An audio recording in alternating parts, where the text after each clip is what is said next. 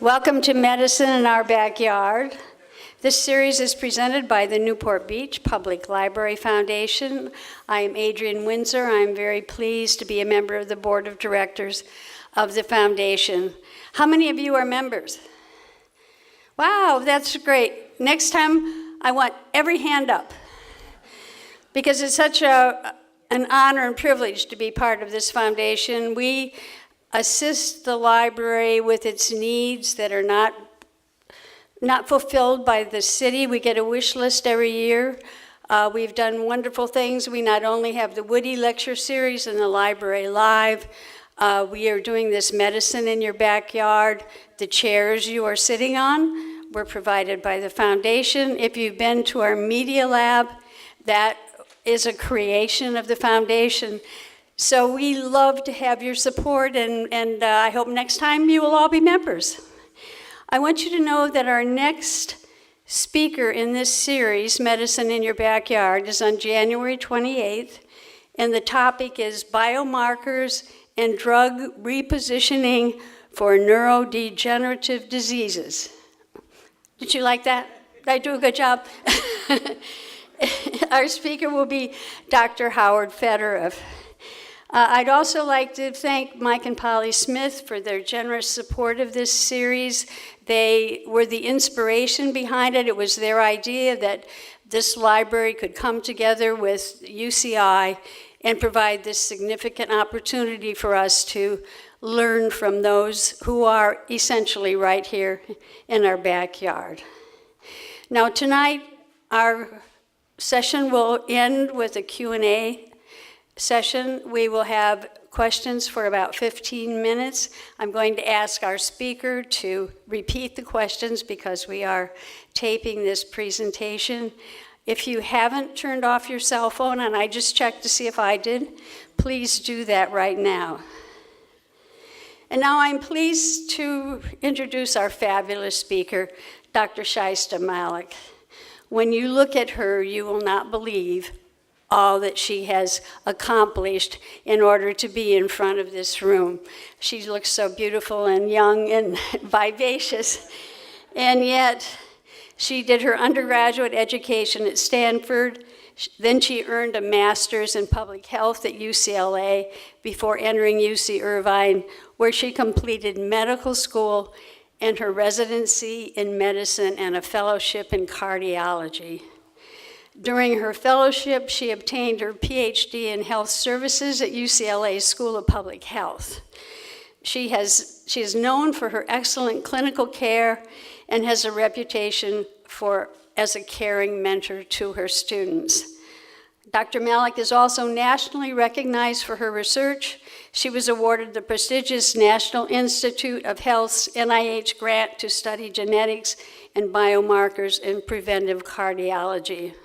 She is a director of the Susan Samueli Integrative Health Institute, as well as the medical director of the Preventive Cardiology, Cardiac Rehab, and Women's Heart Disease programs at UCI. I see we have a lot of women in this audience tonight. You know, they always tell us we don't know our symptoms when we are having a heart attack. So I hope Dr. Malek can help us with that. She is going to be speaking tonight on activating resiliency against stress, inflammation, and heart disease. Please join me in welcoming Dr. Malek.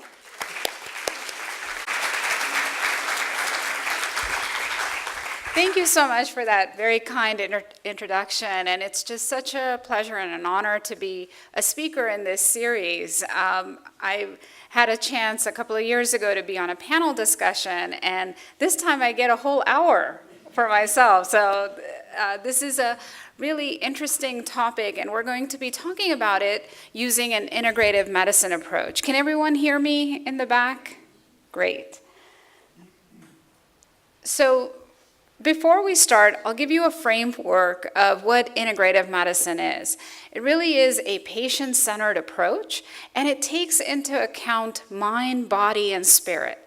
Now, as a conventionally trained cardiologist, I was trained to focus on advanced diagnostic testing, biomarkers, making sure that I understood symptoms in men and women. But we never really get taught some of the things that are part of integrative medicine, including the role of nutrition, looking at root causes like genetics, and then, of course, the huge role of the mind on things like heart disease. And although there's robust research showing that these two are connected, they don't really come into play in the clinical paradigm. And why is that? Well, part of it is, what our healthcare system is built on and what our reimbursements are built on. And the history of that, as you all know, is fee for service. So as a result, we don't focus on prevention like they do in other countries. And the focus is always on procedures, on getting a diagnosis when someone already has established clinical disease.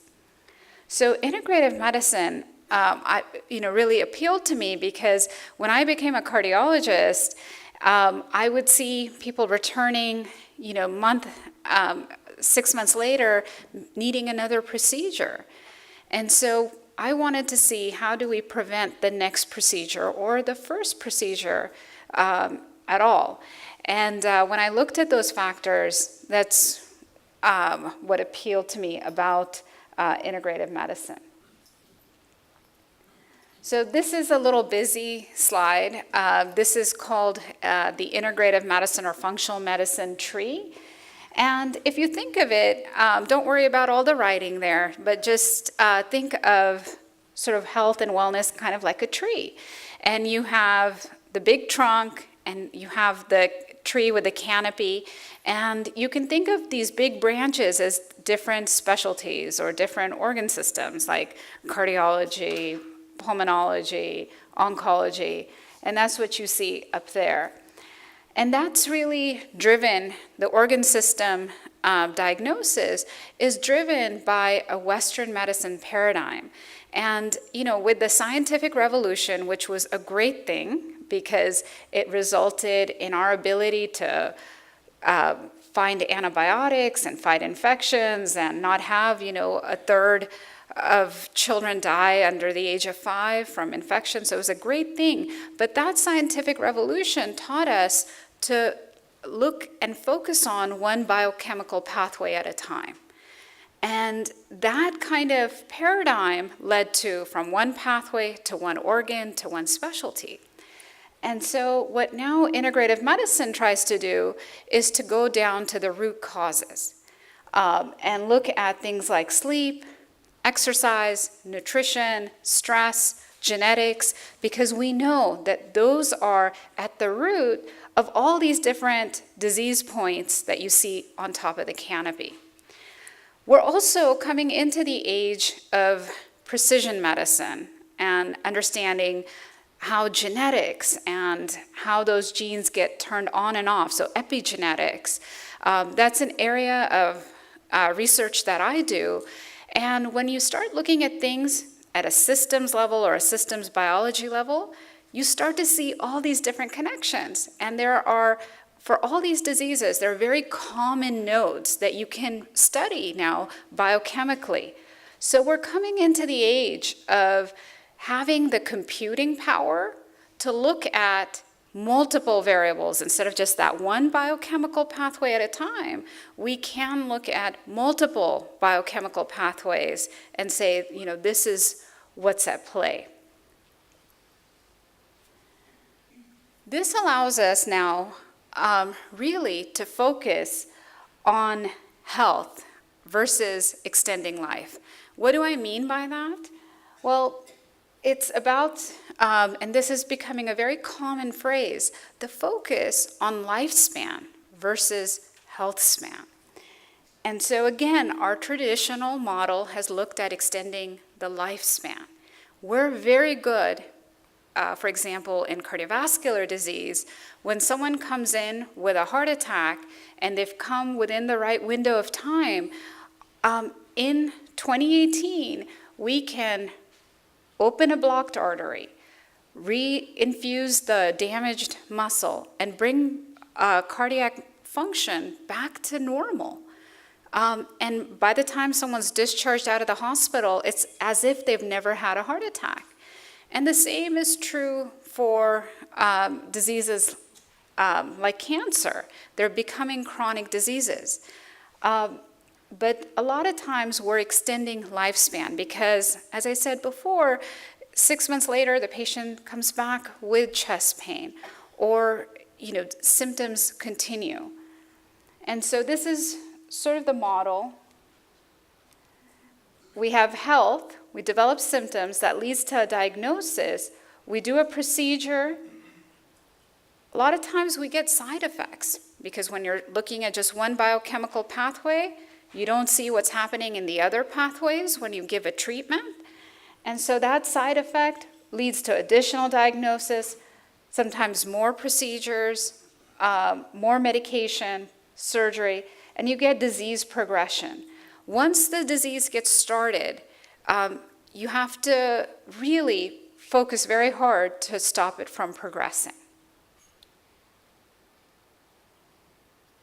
And so now the focus in integrative and preventive medicine is to look at underlying causes. And as you start to address those root causes, then you can start to prevent and reverse chronic disease.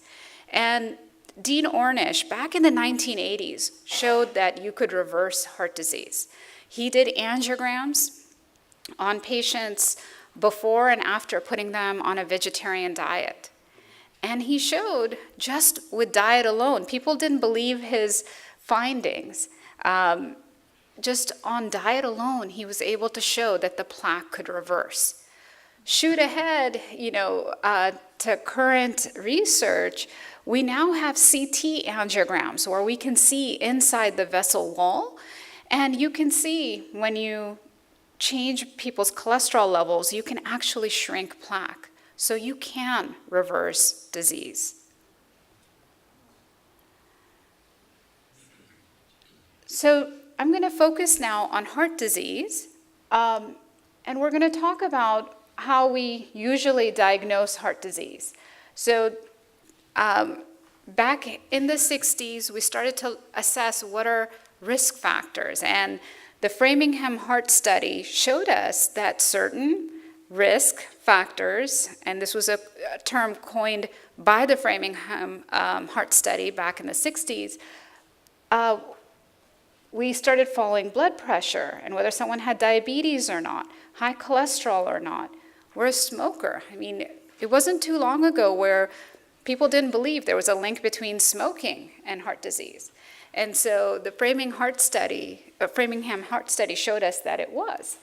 And so even now, we use these risk factors. So when you come in to a cardiologist's office and you're having symptoms like chest pain or atypical symptoms in women like shortness of breath, we calculate your score and then decide, should we go straight to a stress test? Do we need more information?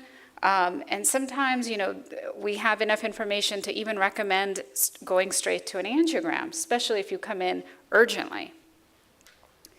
And the conventional treatment in heart disease is statins. We had the American Heart Association in 2013 publish very strict guidelines on who needed statins, and it turns out 2/3 of the adult population, according to those guidelines, needed statins. And it decreases heart disease by anywhere from 30 to 50%, the use of statins. Aspirin is another therapy, and it decreases the risk for a stroke or a heart attack by 20%. Then your blood pressure medications like ACE inhibitors, angiotensin receptor blockers, decrease heart disease by another 20 to 30%. And of course, if you're at a stage where the blockage is 70% or more, then opening up the artery is considered to be the correct treatment. And again, this treatment saves lives, undoubtedly. However, we still have heart disease as the #1 killer of both men and women. And so we treat heart disease based on symptoms, right? We don't really have a screening test for heart disease like we do, for instance, for colon cancer. So for colon cancer, you can get a colonoscopy, and if there's polyps, you can get treatment and surveillance based on that. Well, if you think about it, there's nothing like that for heart disease. The first time that you need a stress test is when you develop symptoms. But here's the problem. 50% of heart attacks happen in someone without prior symptoms. So, and then majority of them will have a normal cholesterol. So that's sort of the conundrum in cardiology. Like, if some of the basic conventional ways of looking at risk factors fail us, what are we to do? And this is just another slide. I don't know how many of you remember Tim Russert. He was a newscaster, and he was on a statin. His LDL cholesterol was 104, and it was actually, that's the mean. His was actually below 100. It was near 70. And he had done a treadmill stress test, passed it, and then had the heart attack the next day. So why is there this conundrum? Why is there this disconnect between what we think are risk factors and then who goes on to get a heart attack? It's because the two curves overlap a lot. And so here's total cholesterol. Those that did not have coronary artery disease, it's a bell-shaped curve for total cholesterol. And then those who do have coronary artery disease, there's an overlap of about 20%, where you can have a normal cholesterol and still develop heart disease. So we are, as I spoke about a little earlier, we are in the age of genetics and trying to understand why in those patients where there's this disconnect between what we know conventionally and what actually happens, how do we use this more advanced information like biomarkers, genetics, and imaging markers to do a better job. So this talk, we're also going to bring in the mind part of the mind-body, and that's stress. So stress has been this amorphous concept, and one of the reasons your physician doesn't ask you about stress is because we don't really have good measures of what's stress for one person versus stress for another person. So stress turns out to be very subjective. And we'll talk about a few studies at the very end that deal with the stress response. But we know that whatever is stressful to someone, it actually results in quite a few visits to healthcare providers. And there's a big link with heart attacks and stress. So we were talking about blockage, and the blockage actually, thankfully, is inside the artery wall. So the blockage is shielded from blood flow with this lining called the endothelium. But as that plaque gets bigger and bigger, this lining that's protecting it from the blood flow gets thinner. And especially if there's inflammation, that lining becomes more prone to rupture. When this lining in particular ruptures, a plaque can go from being 50% blocked to 100% blocked. 100% blockage is when you have a heart attack, right? There's no blood flow. So 99%, you can have blockages up to 99% and not have a heart attack. And so we know that stress causes inflammation, and it can lead, and it actually also increases the clotting, especially in women. We know that acute events like earthquakes increase heart attacks in the population. In fact, the Los Angeles coroner reported a 5-fold increase in fatal heart attacks on the day of the Northridge earthquake. So we know, again, stress, very subjective, but when the whole population is subjected to something that we can all agree is stressful, if you have underlying disease, you can be vulnerable and end up with a heart attack. So how do we go about now taking in some of these things we know about the mind-body, about how we can, in 2018, personalize and figure out whether we're at risk for heart disease? So clinical disease means that you have symptoms. We're talking about subclinical disease, where you have plaque, in the case of heart disease, but no symptoms yet. And so one of the ways that we can assess heart disease, remember, there really isn't a screening test for heart disease that insurance pays for. But it turns out there's about 30 years of research on a screening test related to doing x-rays of the heart or CT scans of the heart.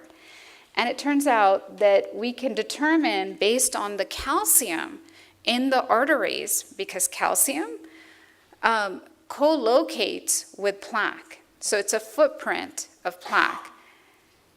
And we can determine what someone's arterial age is versus their biologic age.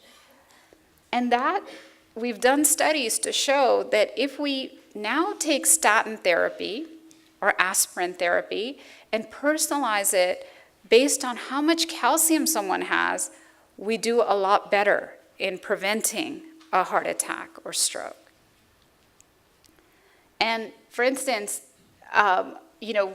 we can target how low the LDL cholesterol needs to be, right? The 2013 American Heart Association guidelines kind of took away those treatment targets from us because there are really no randomized controlled trials treating people with statins and treating them to certain levels.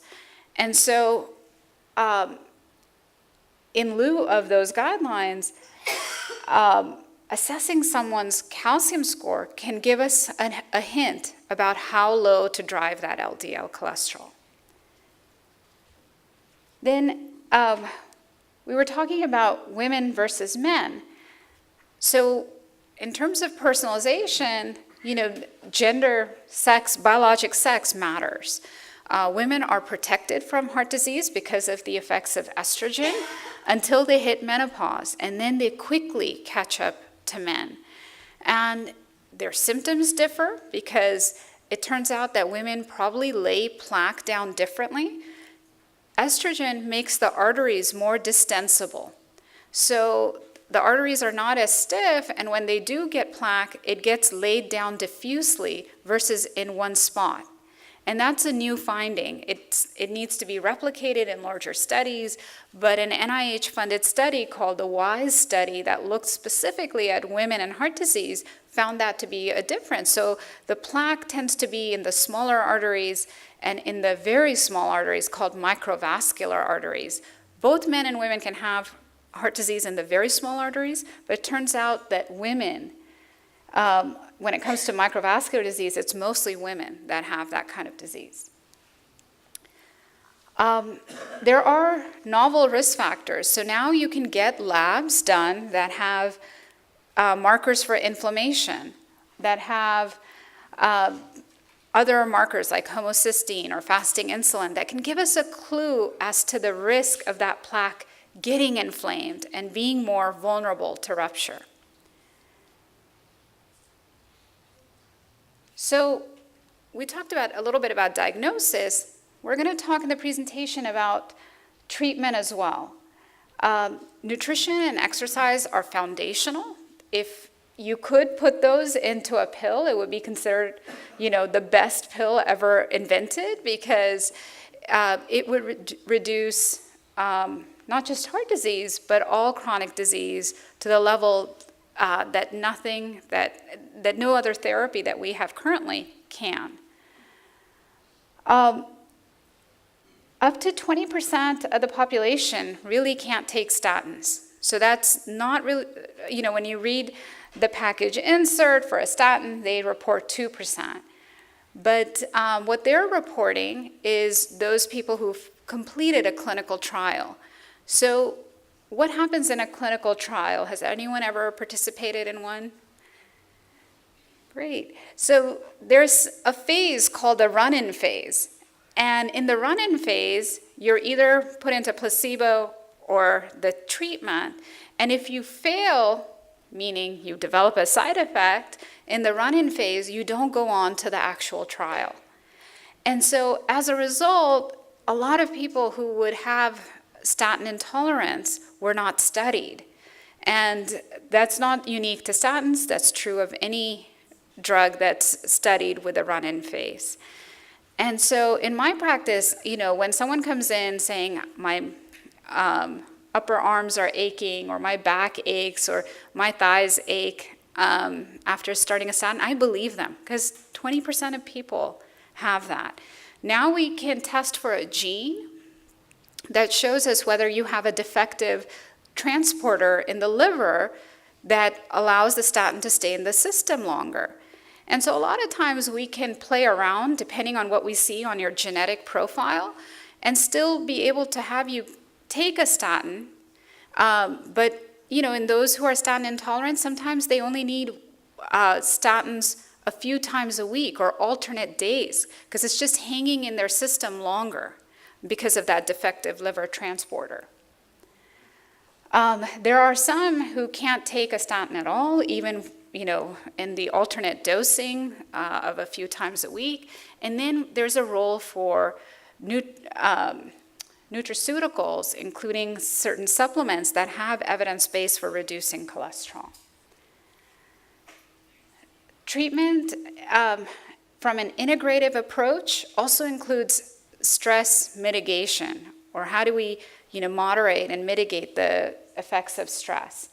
And this is really where, an integrative practice can have mindfulness classes, yoga, tai chi, meditation. Actually, transcendental meditation is an integrative therapy that the American Heart Association recognizes. In the guidelines for reducing high blood pressure, one of the level 1 therapies that's recommended is transcendental meditation, but most cardiologists don't remember those guidelines. And so, the other issue is, even if you recommend that to a patient, how do you, help them? You can't write a prescription for it. How do you help them get to a place where they can understand how to meditate? But there are now some meditation studios in the community, and they are handing out prescriptions for meditation. We will talk a little bit about targeted acupuncture. We have an NIH trial starting on chelation therapy, the environmental toxins, and I forgot to mention this as a root cause. We are exposed to many more toxins from the environment than ever before in history. And a lot of these toxins create inflammation, create factors that set us up for disease, like insulin resistance. So we currently are doing a chelation therapy to remove some toxins at our center. And then I won't have time to talk about it, but we also, part of the integrative medicine wheelhouse is talking about hormone replacement. Because as we age and lose sex steroid hormones, there are some effects, cardiovascular effects, that are detrimental. So the timeline for heart disease is actually quite long, and our hearts are pretty forgiving. So we start forming plaque around the age of 20 in the big artery of the body, the aorta. And over time, how quickly we progress, and these little white spots are the calcium. So this is what, over time, the inflammation leaves calcium as a footprint. And that's what we can measure on an X-ray or CT of the heart. So this is an indicator then of aging, because it kind of is parallel to that timeline I was showing you.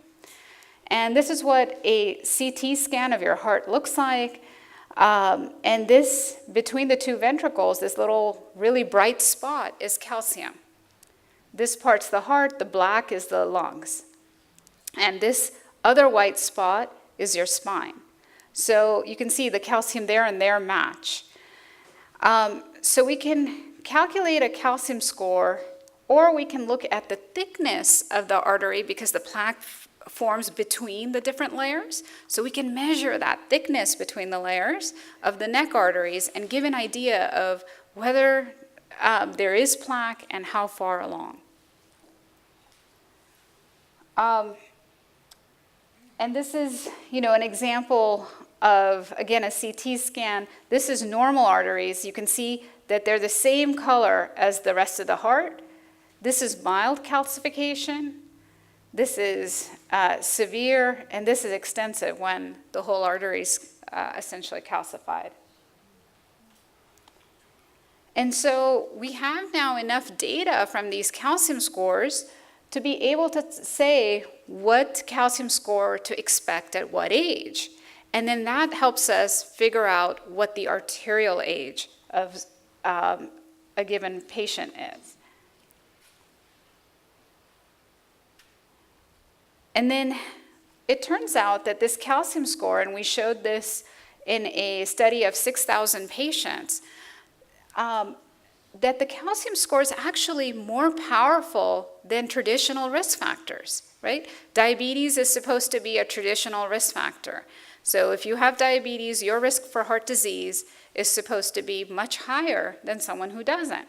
However, now if you stratify that by calcium score, so if you have diabetes, but your calcium score is 0, which was true in 30% of those with diabetes, the risk for heart disease is the same as not having diabetes and a calcium score of 0. So it was the calcium score that was the differentiator, and not whether there was diabetes. And we repeated this study and we followed these patients out to 10 years, and again showed that if you have a calcium score of 0, and there are individuals, even at the age of 70, 80, who have a calcium score of 0. So it's not a natural aging process.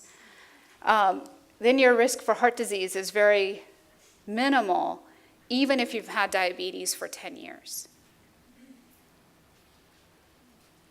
And so you can go online if you get a calcium score, and you can go to this study that I'm a part of, the MESA study, the multi-ethnic study of atherosclerosis, and you can plug in your calcium score, your age, your gender, and you can plug in some of the risk factors, and it'll tell you what your arterial age is.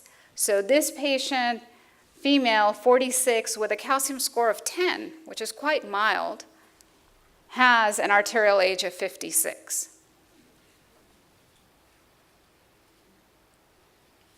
And here, a 50-year-old male who has a calcium score of 100, his arterial age is 73.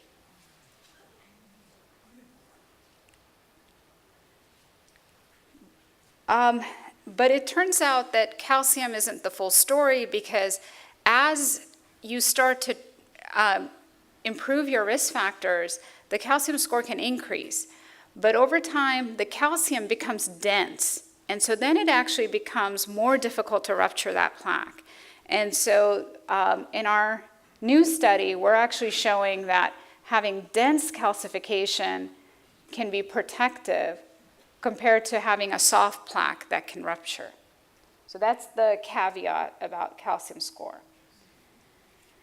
In the future, not only are we going to be able to see calcium, but we'll be able to see inflammation, because it turns out it's the inflammation that's the bad actor here. And a lot of things that we talk about, all the risk factors, stress, diabetes, are mediated through inflammatory markers. So this is a scan now, and the blue is actually inflammation. So coming back to the topic, the mind-body connection, again, it's been this amorphous thing. Integrative medicine's been kind of this, outside specialty that not a lot of conventional physicians ascribe to, because it is so fuzzy. Like, how do you make some of this concrete? Coming back to sort of the new tools, both in imaging and biomarkers, I'll show you a quick example from a study done at Mount Sinai in New York.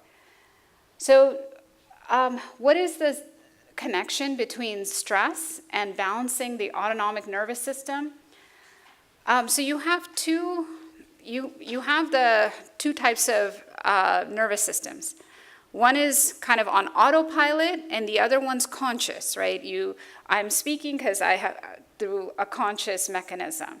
But when you breathe, when you have reflexes, that's autonomic. And that autonomic nervous system has two parts, sympathetic and parasympathetic. Sympathetic's the brake, is the accelerator. Parasympathetic is the brake. So sympathetic is your fight or flight, and parasympathetic is your rest and relax.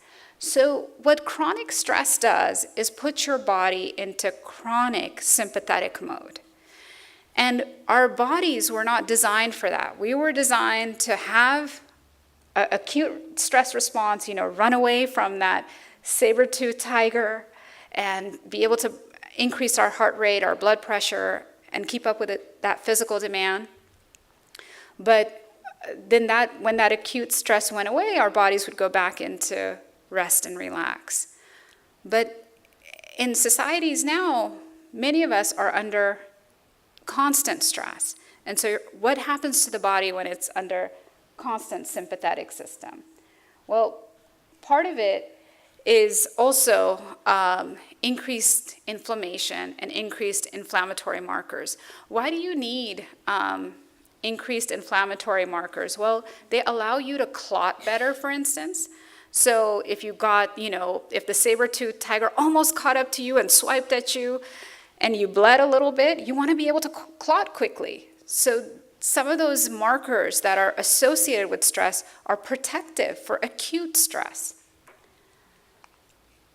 The circadian rhythm is designed for us to be fluctuating between these two states. Our bodies have the lowest temperature right before we wake up. Around 6:45 a.m., we have the sharpest rise in blood pressure, and that's why a lot of heart attacks can happen in the morning. We have the highest alertness around 10 a.m., and this is for like the majority. Some people's circadian rhythms are different. We have, melatonin secretion start, and then the bowel movements get suppressed right before we sleep. So the body has a rhythm that's based on whether, we're in stress or whether we have acute stress or not. They're not really designed for chronic stress. And one of the markers is that our blood pressure around the same time that melatonin starts to get secreted, our blood pressure drops. So if you were to take your blood pressure in the morning and then in the evening, a really quick marker, and we use this in research all the time, is whether you're a dipper or not. So it's called dipping, and it should be your nighttime blood pressure should be 10 to 15% lower than daytime. And if you don't dip, that means you're under chronic stress, that sympathetic system is activated all day, and you're not going into rest and relax. And that's kind of a quick way. It doesn't always mean that, so I have to give you a little caveat. When we use this in research, we do measurements over several months and do averages to diagnose this. I'm going to skip this. So talking about the new tools, this is the Mount Sinai study. They took about 300 patients, and they did a PET CT of the brain, the bone marrow, and the heart. So right here in the brain, there's these almond-shaped structures called the amygdala. And that turns out to be the center in the brain for fear and stress, anxiety. They took images of the aorta. So this bright structure right here is the heart, and this structure where you see the little red, those are the inflammatory markers. That's the big artery of our body called the aorta. They didn't do coronary arteries because they're really small. Their coronary arteries are 2 millimeter to 4 millimeter, and they just wanted to do a bigger slice. They also looked at the spine and looked at bone marrow activity. So why did they do this? They actually did this in sequence.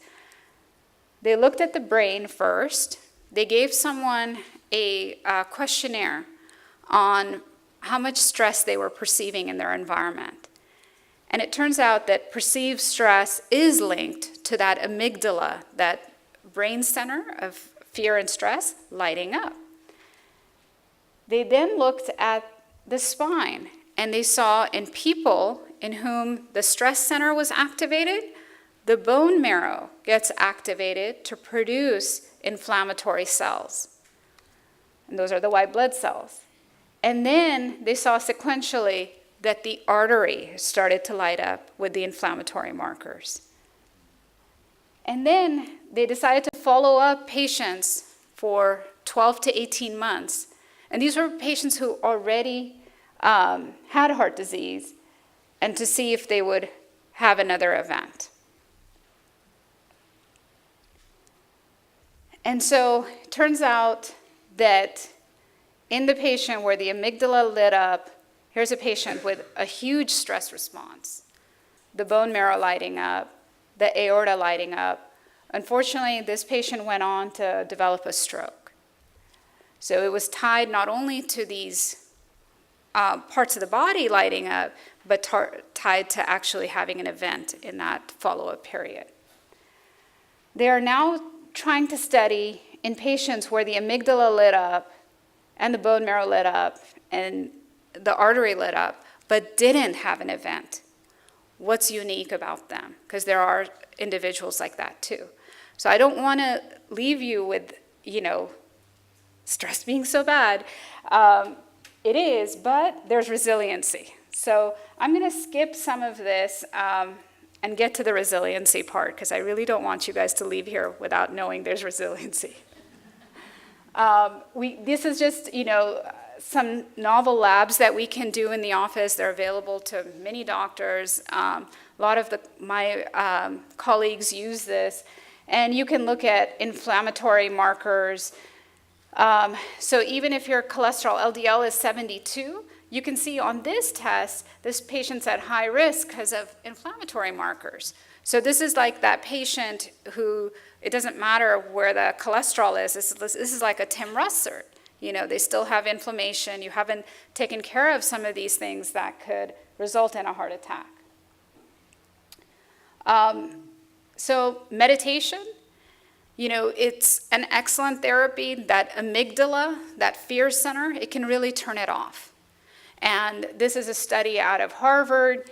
It increases attentional network. And this was actually a breakthrough study because prior to this, it was thought you had to be a Tibetan monk to kind of get changes in the brain like this. This is over an 8-week course called the Mindfulness-Based Stress Reduction course, so MBSR. And we have that course at our center. It's a University of Massachusetts based course, you have class 3 hours a week, 6-hour retreat, can result in changes in your brain, including turning off that amygdala. Tai Chi can do the similar things. I won't go over acupuncture, but we are studying cardiovascular disease and acupuncture, and we're trying to, again, create an algorithm so there's not a lot of variation, and you can actually write a prescription and say these are the points that need to be activated. Once a week treatment for 30 minutes over 8 weeks, followed by once a month, resulted in an 8-point drop in blood pressure. So just once a week for 8 weeks, then once a month. Fish oil, I know there's been a lot of controversy, but it's very anti-inflammatory. And in the studies that have been done rigorously with the right dosages, it's been shown to be protective. And the recent American Heart Association meeting found a fish oil that's EPA only to reduce events by 20 to 30%. And we can now actually assess whether you're getting enough fish oil. And we know from research studies what that index needs to be at. So we have goals. When we give supplements and nutraceuticals, we now finally have the lab values to match to see whether we're repleting and replacing correctly. There are adaptogenic herbs that I sometimes use. If you are in a high stress state, one of the markers related to stress is cortisol. It's a hormone released by the adrenal glands. And there are certain herbs like rhodiola that increase the ability of the body of handling stress. So they're called adaptogenic. They actually work when you have a high stress state, and they can improve anxiety and stress. But here's the very interesting part. Stress is a factor if you think it's a factor. So I've done you guys all a disservice. Thinking stress is bad for you is what's really bad for you.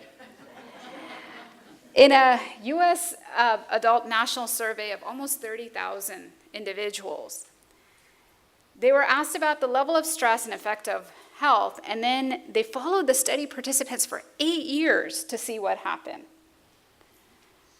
So this was the question they asked. In the past year, and I won't have you guys raise your hand, but just remember your answer in your mind. Have you experienced A, no stress, B, relatively little stress, C, moderate amount of stress, or D, a lot of stress? And then remember your answer to this question also. In the past year, how much effect has stress had on your health? None, B is hardly any, C is some, and D is a lot. And so when you put those two questions together, these are the results. It turns out that it's not about how much stress you've had. It's about whether you think it's had an effect on your health. Or maybe it's because you're living healthy and that stress isn't affecting your health. So, that's we don't know which way it was. But it turns out that even people who have a lot of stress, if they said it had no effect or little to moderate effect, their risk of death was the same as having no stress.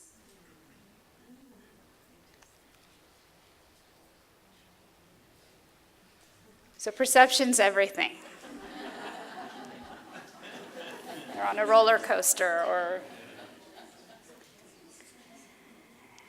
The last thing about resiliency, social connection has a huge factor. The fact that you all belong to this organization or attend this lecture series is actually protective, and I'll show you why.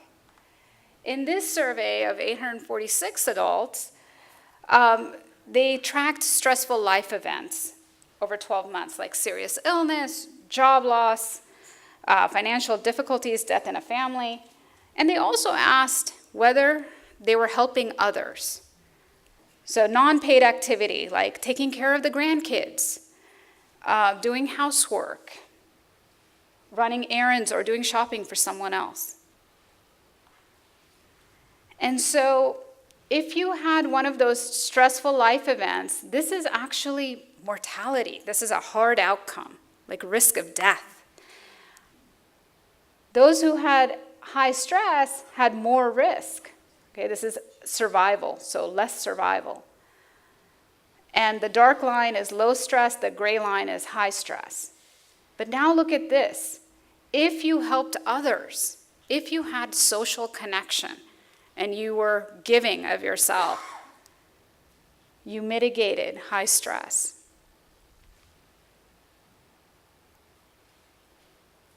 And so we're now into the 21st century and medicine's changing. We're starting to understand that it's not just that one pathway, it's actually a metabolic network. It's not one disease, it's a disease network, and it's perhaps tied to our social network. And I'll end at that because I want to be able to get questions and answers. Okay. So thank you.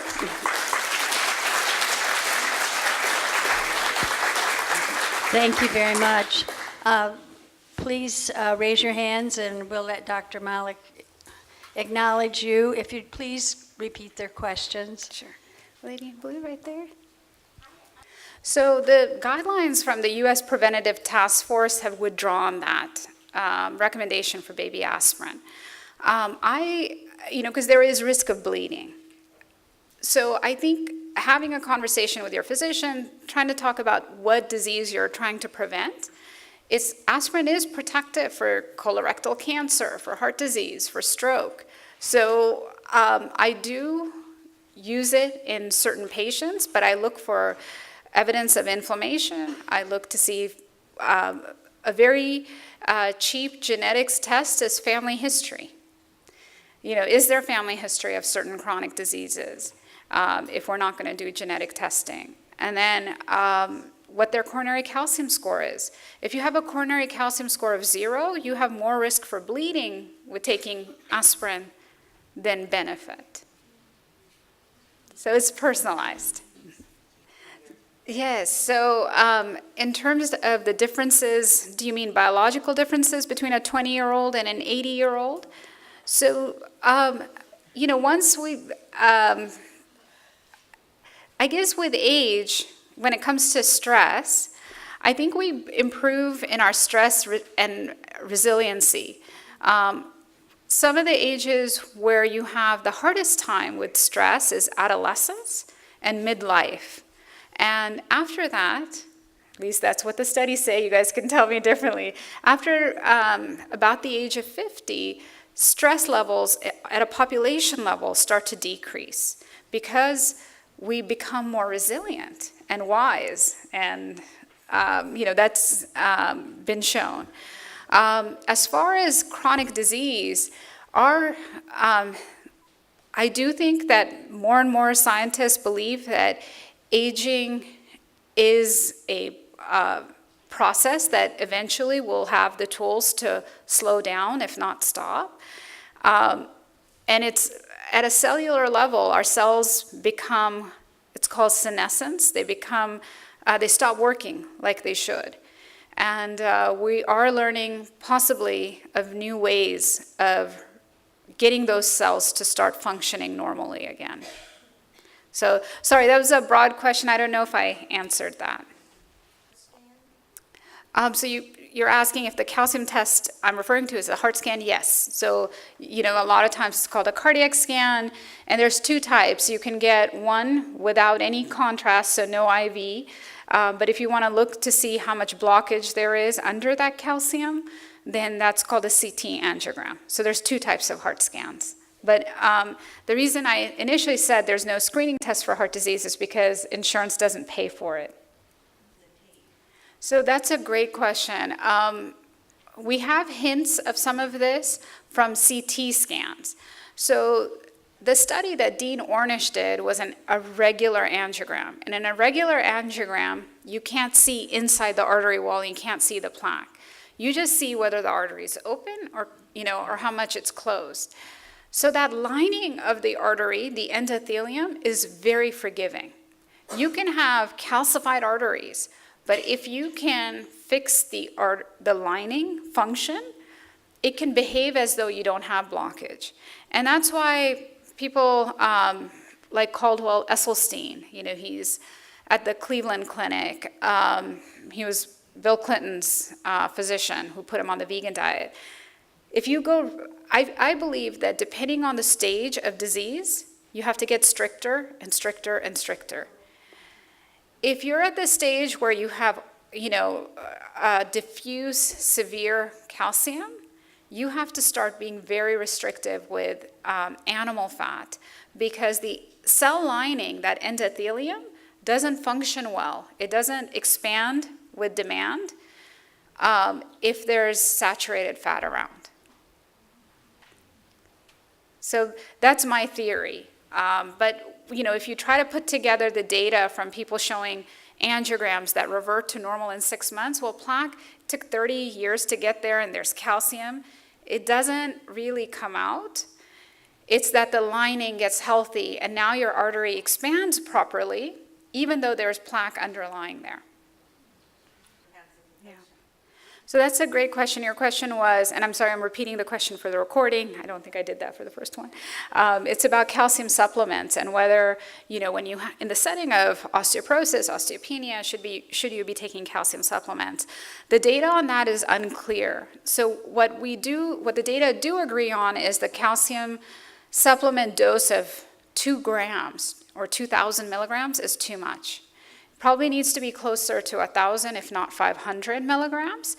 And especially if you look at the data on postmenopausal women and calcium supplements, it shows that it does lead to increased calcium on the aortic valve and increased calcium in the heart. But that's just the surface. I think what's underlying that, and it's a biological process that has not been taken into account, is what your body does when it absorbs calcium. It has a choice to put it into the bone or to put it into soft tissue. And that system is regulated by a protein. It's called the matrix GLA protein that's regulated by vitamin K2.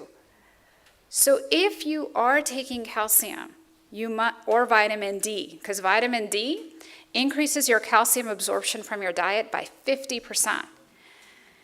If you are doing that, you must take vitamin K2 alongside with it. You need that cofactor for the body to know where to put that calcium. Otherwise, it could be putting it into soft tissue, not just the arteries, but your ligaments and joints. Yes. Challenge you to repeat that question. Yes, sorry, I should have taken notes. So, you asked about several things, including fish intake, alcohol intake, sex, and I'm sorry, let's go back. Circadian rhythm, and if there's a good time to be taking your medications. Did I get those? Those were the 4 things, right?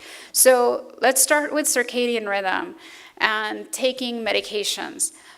There's absolutely a time when certain medications work better. And we know that, and there are studies that show taking your blood pressure medication at night makes them work better. And if you recall that chart on circadian rhythm, your blood pressure goes up right before you wake up. So you blunt that cortisol secretion, resulting in increased blood pressure in the morning, that spike, by taking the blood pressure medicine at night. Interestingly, and sometimes things are hypothetical, but then when you study them, they don't turn out to be true. So the same hypothesis was used for aspirin, whether you should take your aspirin at night, because your platelets get more sticky during the night. And so you have an increased propensity to clot. But in that study, taking aspirin at night didn't help. it work better. So there's probably another biological pathway that we don't, we haven't studied or don't know about. There are some integrative oncologists that time chemotherapy based on the circadian rhythm. And so, again, they've published small studies. There hasn't been a large study done for that. So that area, and we have some circadian rhythm researchers at UCI. That area is one that's going to blossom. And we're all trying to figure out, how does our body and its response to light and night and day change things. The second question was about fish oil, and is it better to eat fish than take fish oil supplements? It is better to eat fish. In all the studies, it shows that it's, you get better outcomes, and you have lower mortality if you actually eat the fish, because there are cofactors. Not only are you getting fish oil, but there's also vitamin D and other nutrients that help the fish oil absorb. And a lot of times you give people fish oil supplements and they don't absorb it right. And so you then have to keep giving higher dosages. So I always say fish first, but then test your blood to see if you're getting the right amount, and then supplement. And if you're a vegan, there are vegan fish oils, omega-3s, made from algae. They don't have as high a dose, but the highest dose is called Bloom. And, it's better for our oceans that we're not, harvesting all these fish for fish oil supplements. So in terms of sustainability for the environment, it's also better to eat farmed fish or sustainable fish. Yes. Oh, I forgot two of your questions. Moderate alcohol depends on your genetics. If you have a certain gene called ApoE4, moderate alcohol is not protective, at least in the small studies that have been done. And then hormone replacement, sex is a stress mitigator, maybe, for some people, versus stress-inducing. So I don't really know the answer to that. Sorry. Yes. Organic foods versus the foods that we've been eating that are supposed to have so many pesticides in them. Is there a... So there was just a study that came out, I think, last week or the week before, that actually showed that mortality decreased by 20%. I mean, it was a really big number for eating organic versus not. But they didn't break down, the different reasons. Yes, in the class. How often do cardiologists look at heart rate variability, either as diagnostic or a form of treatment to biofeedback? Great question. So the question was, how often do cardiologists look at heart rate variability for treatment or diagnosis? The answer is never. And that's really sad, given all the thousands of papers probably on heart rate variability and what it means for the stress response and for cardiovascular events. The reason is, when we look at, in research, things kind of accumulated over a population, sometimes it's hard to then translate it back to a patient. And you also asked about biofeedback. So heart rate variability, we think we have regular heartbeats, but it actually turns out that they're a little irregular. And it's a great way to know whether you have enough parasympathetic nervous system activation, so the rest and relax, because that's the brake. The vagus nerve is innervating our heart. And so when the beat varies just a little bit, it's called sinus arrhythmia. We all have it. The more we're in just the sympathetic drive, it's completely regular, because not only does the heart rate increase, but it becomes super regular. And so we can measure that variability, and the more variable you are, the better it is for long-term prognosis. And all the research on stress and heart disease takes into account heart rate variability. But when it comes to seeing a patient in your clinic, you don't measure it because you don't know what that heart rate variability was the day before, what was it over the month? Because you kind of have to, looking at one data point in isolation can be dangerous. And so it's looking at it at multiple data points. One of the things that I didn't get to, and one of our naturopathic doctors has a biofeedback clinic at the center.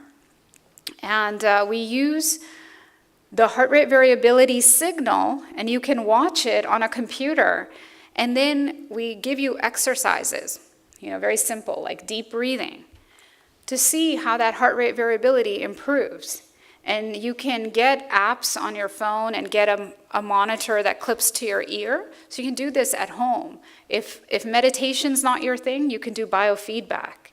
And that's been shown to improve heart rate variability, improve stress resiliency, and improve outcomes.